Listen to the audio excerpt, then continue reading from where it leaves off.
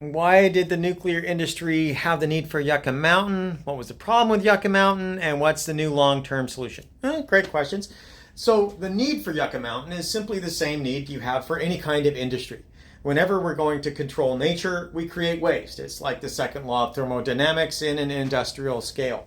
Now, most of the waste that you're familiar with, from household trash and so forth, that goes to a sanitary landfill. Now, obviously, you're not going to stick that in your basement, right? If you put that trash in the basement, it would stink to all high heaven and it would become a health hazard.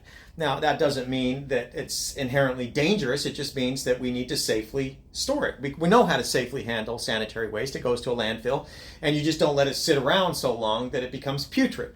It's not that difficult to figure out once you understand what the hazard is. Now, there's a lot of other kinds of waste, and those have other unique hazards that require appropriate mitigation.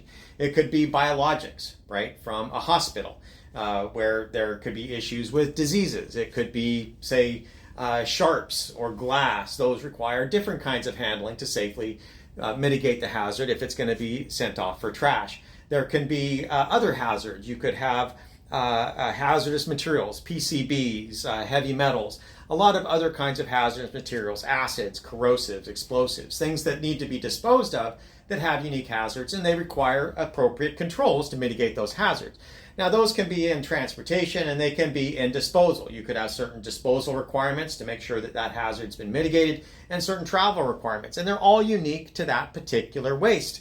And there's no different when it comes to the nuclear industry. It's a particular hazard and it requires a particular mitigation to make that a safe path for disposal of that waste.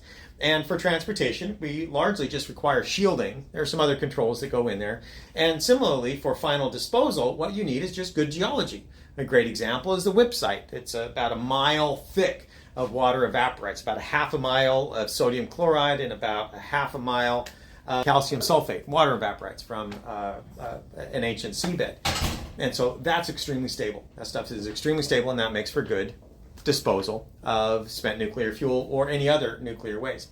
And it really comes down to that. If you put a big hole in some stable geology, long term that sticks around until it just becomes dirt again. The WIPP site, 200 million year old salt, it's going to stick around for at least another 100 million years. That's good geology. It's a good place to deal with it, and it's cost effective.